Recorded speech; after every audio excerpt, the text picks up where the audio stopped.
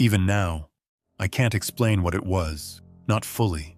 I've read the reports, stared at the dark, red stains, buried the bodies, but none of that captures the sound it made when it moved, or the way the forest seemed to bend around it. Some nights I wonder if I imagined it all.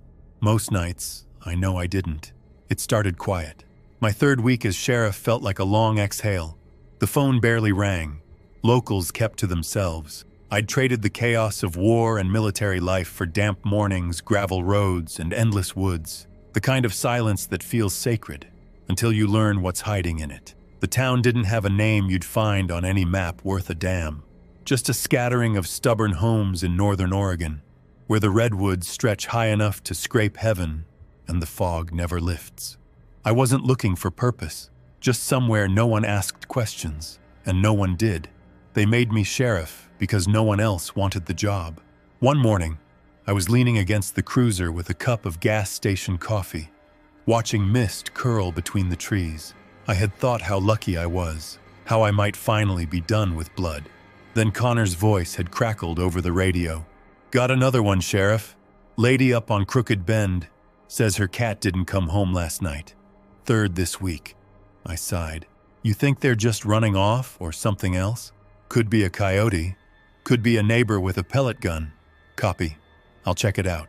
Crooked Bend sat where the pavement died. The houses there backed straight into dense forest, like they're trying to hold it off with fences and porch lights.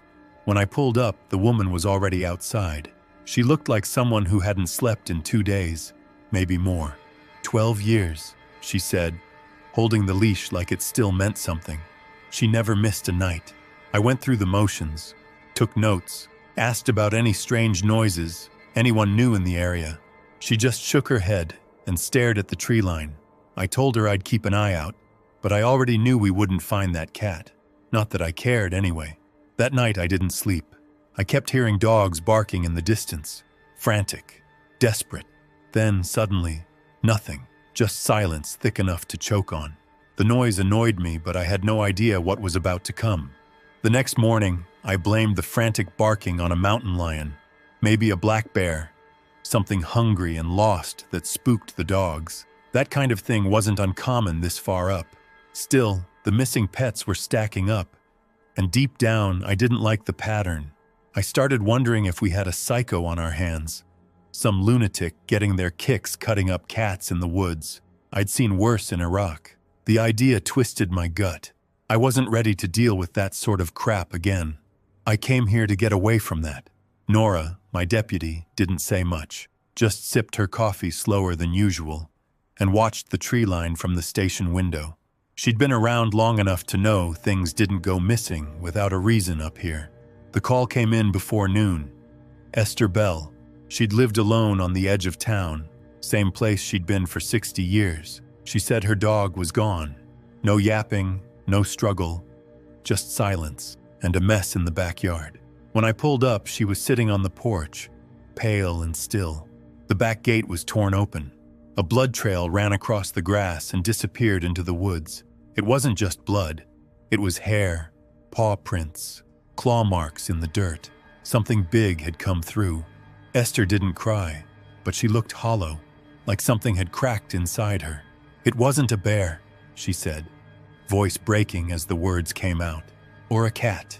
I've seen this before." Her eyes welled up, and for a moment she wasn't there with me. She was somewhere decades back, staring at something no one believed. Her shoulders trembled, her breath catching on every syllable like she was choking on the memory. Then the sobs came, quiet at first, then grew ragged and uncontrollable. Not grief for the dog, but something deeper, older, a scar torn open. I crouched down, glanced at the mess, then back at her, with as much empathy as I could muster. "Seen what?" I asked. She didn't answer right away, her eyes fixed on the trees. Then she said it, soft and certain. "It's back. The same smell, the same pattern." Her voice shook, her hands didn't stop. I offered to have Nora come sit with her.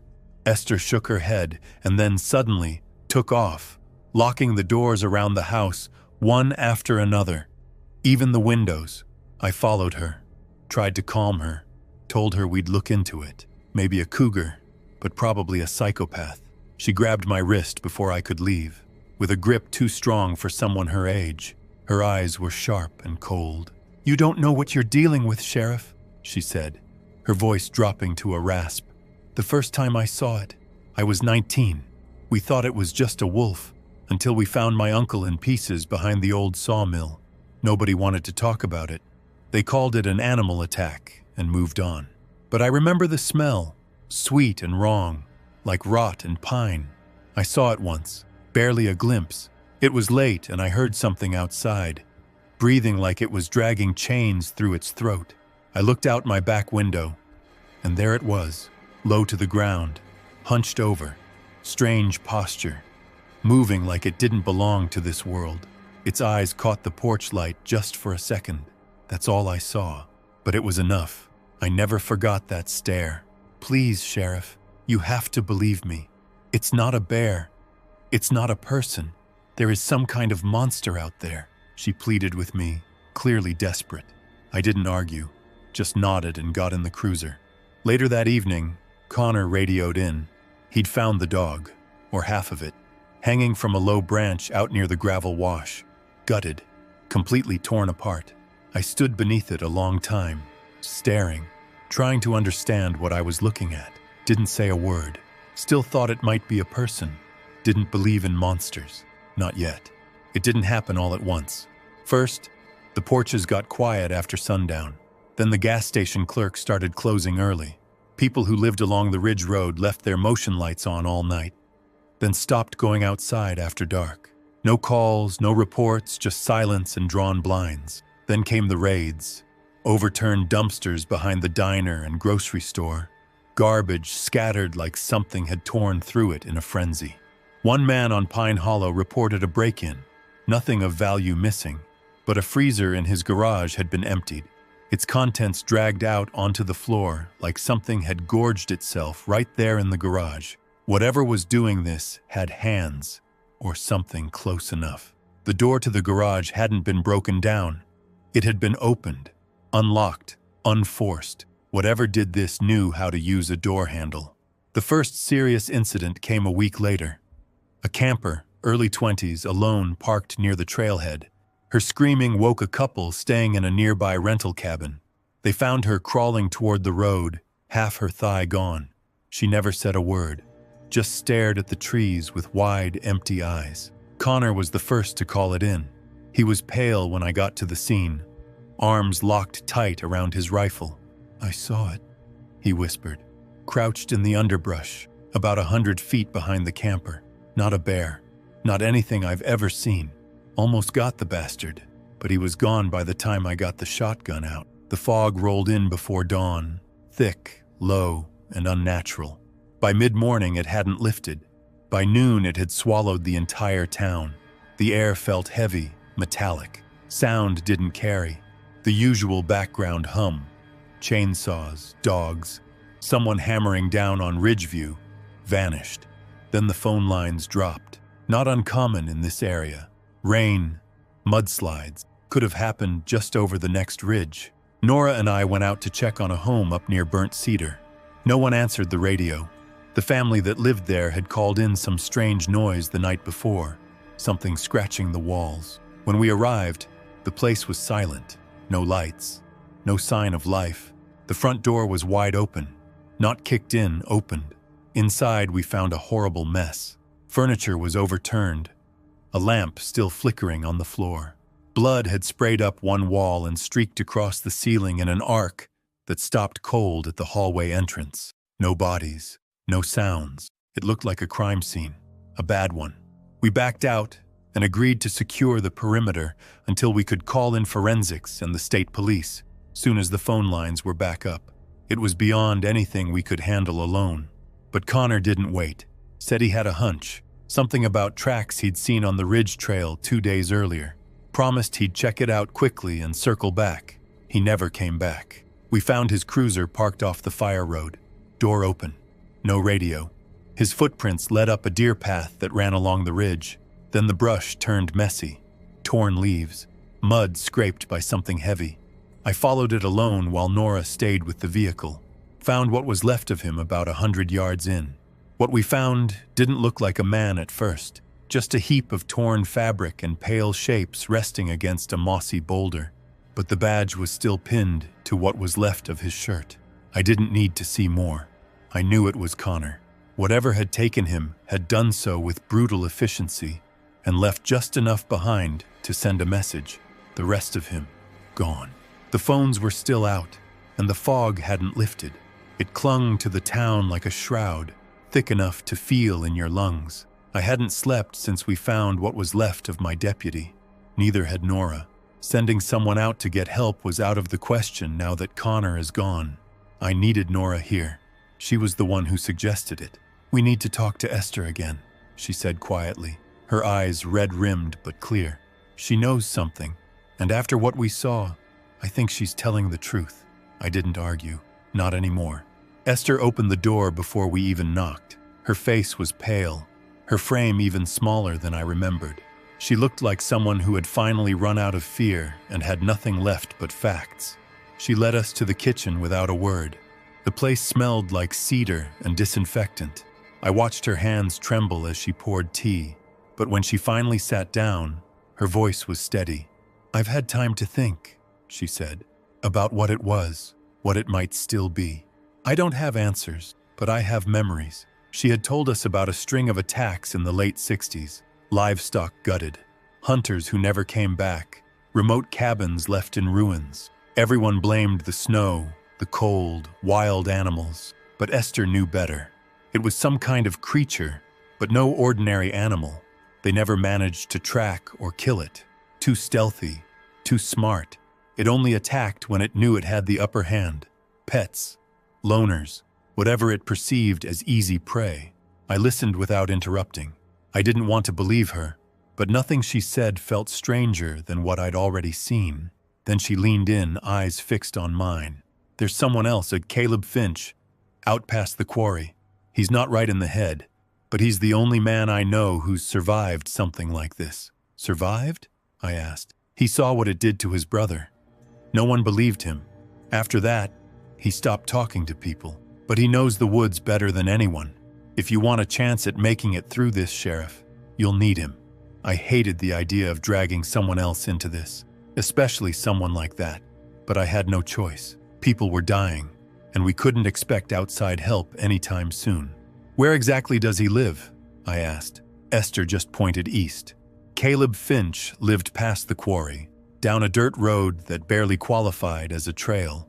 His trailer sat crooked on cinder blocks, half swallowed by trees and brambles. A wind chime made from bottle caps jingled as we approached. He answered the door with a rifle in one hand and a bottle in the other.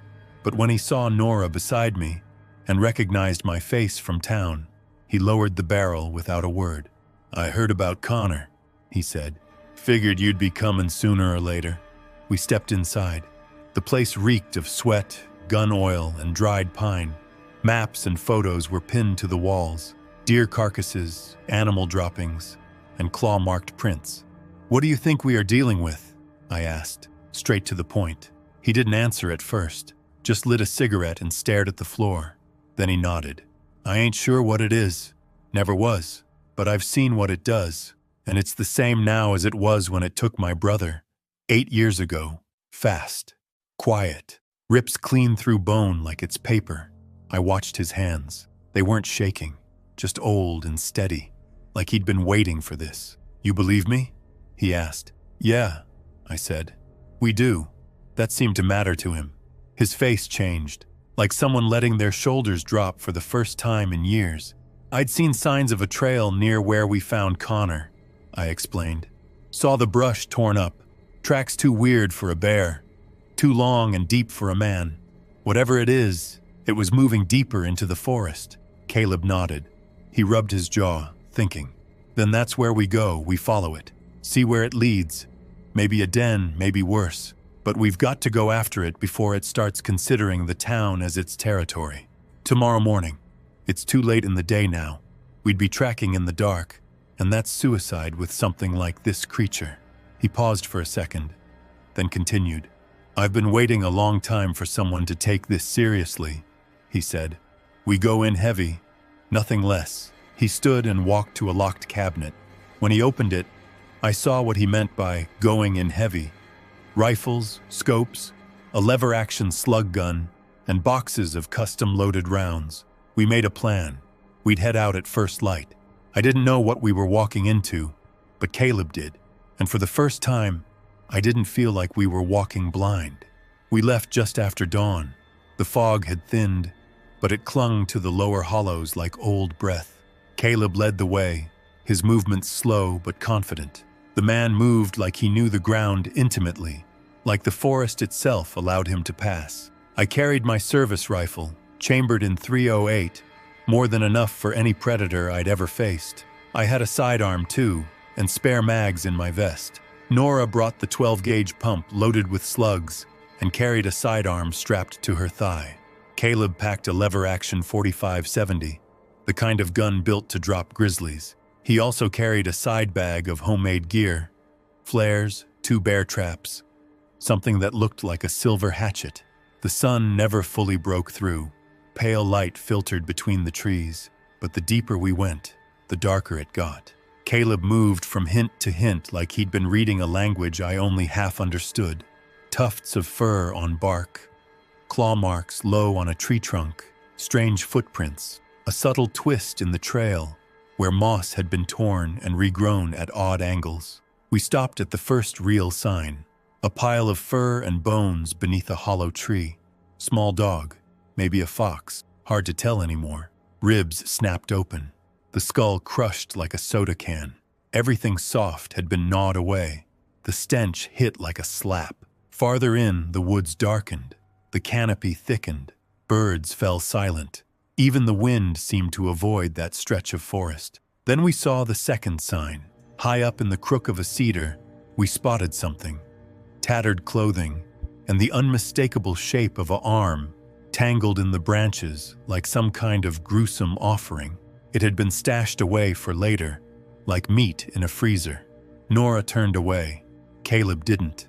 "It's storing them," he said. "Like a damn squirrel storing nuts.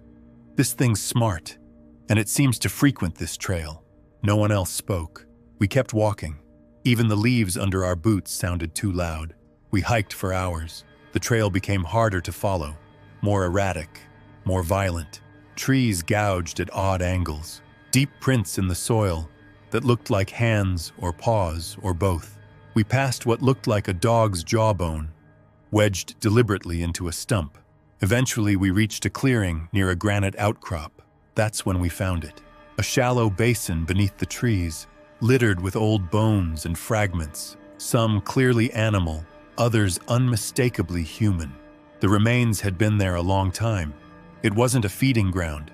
It was a dumping site, a place this thing had returned to again and again.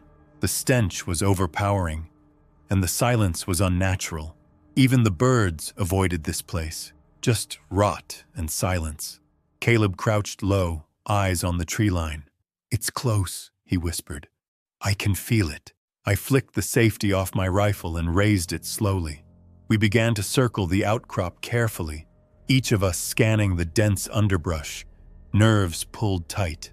The silence was wrong, unnatural even for these woods. Caleb motioned toward a split in the brush, and we moved toward it, one slow step at a time. That's when I saw it. An arm, torn at the shoulder, pale and bloated. The sleeve was shredded, but the department patch was still visible. It was Deputy Connor's arm. A leather holster strap clung to what was left of his uniform. Nora stopped in her tracks. Caleb lowered his rifle but didn't look away. Everything was quiet. No birds, no wind, not even our footsteps. Just the thick weight of breathless woods pressing in from all sides. Then it hit. No warning, no sound. One moment Caleb was standing next to me, and the next he was gone, snatched backward into the brush like a marionette pulled by invisible strings. His rifle dropped to the dirt with a heavy thud. He didn't even have time to shout at first, just a frantic gasp followed by screams that turned to raw panic as branches snapped and brush thrashed. I spun and caught a glimpse of it, just a flash between the trees, a massive, hunched shape moving fast, gray-skinned, patchy black fur and lean, with unnaturally long limbs. Its head turned as it vanished deeper into the woods, and I saw its eyes, milky, wet, and full of malice. "Caleb!" I shouted, rushing forward, rifle raised, but the brush swallowed them whole. A scream echoed through the trees, sharp and frantic, then another. Caleb's voice, raw and ragged, calling for help between choked sobs of pain. We could hear him thrashing somewhere ahead, maybe 100 feet off, deeper into the brush. Branches snapped, leaves rustled violently. His cries turned from panic to pleading. "Please, no, God, help me, Wade! Don't let it—" Then came a different sound, low, sickening, but vague in its horror. His cries faltered, became choked. After a few seconds of silence, Caleb screamed again, high and broken. But it didn't stop. He wasn't going out quickly. He was suffering, and the thing wanted us to hear it. Nora took a step forward, shotgun raised. "We have to help him," she hissed, panic rising in her voice. I grabbed her arm, held her back. "No," I said, low and firm. "That thing wants us to follow. It left Connor's arm on purpose. Now it's using Caleb." She struggled for a second, her eyes wild, but stopped when she saw my face. "We go charging in. We're next," I said. We stayed there for a moment, rifles up, breathing hard, surrounded by the sounds of Caleb's suffering and something else, just beyond it, waiting for us to make a mistake. We stood there, helpless, while the whimpering faded. Caleb was alive, barely, but we both knew going in would mean joining him. The woods were too dense, too dark, and that thing, it was too smart. It hadn't just hunted, it had planned. It was baiting us. Nora finally lowered her shotgun. Her hands were shaking. "We can't fight it out here," I said. "Not on its turf." She didn't answer, just nodded, jaw clenched. We turned back, every step heavier than the last. The forest felt tighter behind us, like it didn't want to let us go. We didn't speak, just walked, guns up, always looking back. I barely slept that night. My body was wrecked from the hike, but my nerves wouldn't let go. The images kept looping. Connor's arm in the dirt, Caleb's screams vanishing into the trees. Nora and I had agreed to rest and regroup at dawn, maybe head to Esther's, maybe even drive over to the next town to call for help. But sometime past midnight, I heard a sound. It started as a light creak from the back porch, then a gentle rattle, the back door. I rolled out of bed, grabbed my sidearm from beside the nightstand, and moved slowly to the hallway. The porch light was out. Of course it was. Then the sound came again. The door handle. It was being turned. I crept closer, heart pounding. The deadbolt held, but the knob twisted again. Not a knock, not a bash. A deliberate, patient turn, like someone testing it, like it knew. Then, after a few minutes of absolute silence, the front door.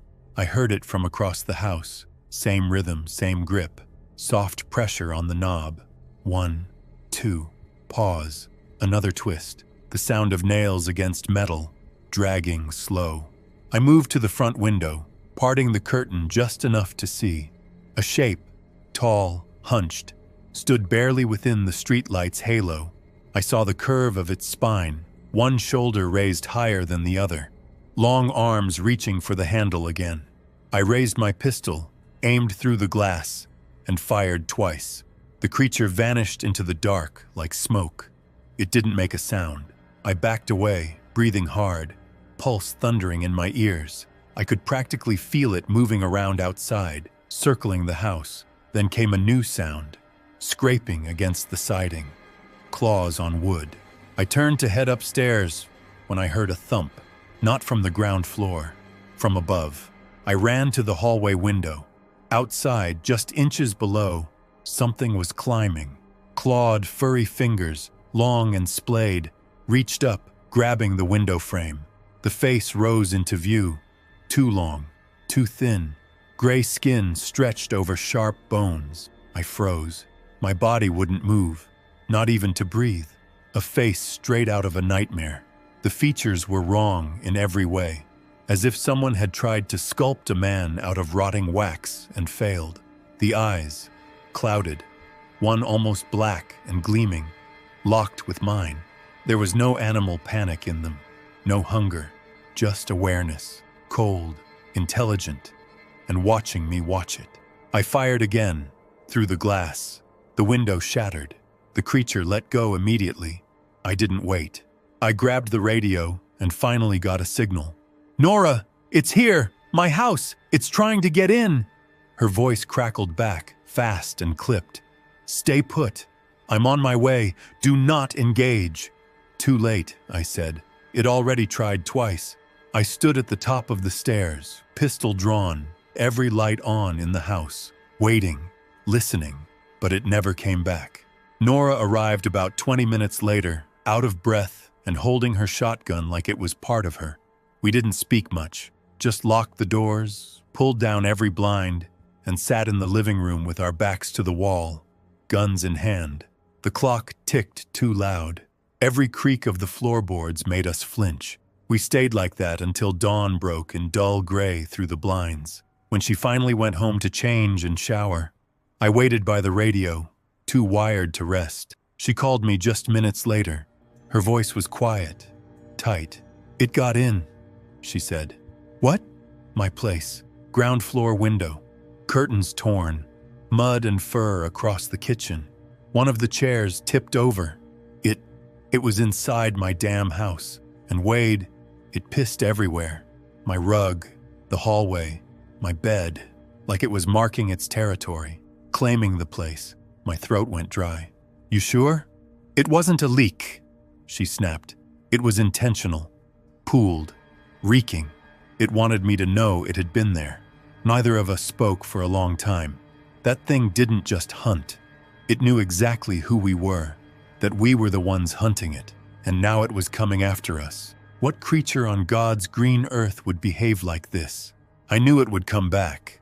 After what it did to Nora's house, after the look it gave me through that window, it wasn't finished. It wanted us dead. It wanted to finish what it started. And I decided that if it came back to my house again, I'd be ready. I laid out the plan to Nora over coffee in the morning, both of us still too rattled to sit still. It came for both of us and failed. Odds are it comes again, probably tonight, either your house or mine or both, so we use that. Nora leaned forward. "You want to lure it?" "Not lure it. Just let it keep doing what it's already doing. We just happen to be somewhere else, watching and ready." We set up at Esther's place just well before sunset. Her second-floor window looked straight down the block, about 900 feet from my front porch. I knew the sight lines well. I zeroed my .308 for the distance, checked every round, and sighted in twice. I wanted one shot, clean. Nora brought the 12-gauge just in case it found us first. To sell the illusion, I'd left the TV on inside my house, volume low but steady. The lights were left on too. I even left a plate of seared steak on the kitchen counter, the smell thick in the air. I didn't know if the thing used scent like a predator, but it couldn't hurt to use some extra bait. I couldn't rule out that it would hit Nora's house again, but eventually, I knew it would come for me again, even if we had to do this for a couple of nights. Esther welcomed us in without saying a word, just handed us a thermos of strong coffee and pointed to the window. As night fell, we killed the lights. We watched, unmoving, waiting. The streetlights hummed faintly. Mist curled along the pavement. It showed up sometime after 2. I spotted the movement first, a shadow gliding low across my front yard, barely breaking the edge of the porch light. It crept like smoke, slow and deliberate. I raised the rifle, clicked off the safety, and leaned into the stock. Through the scope, I could see every detail.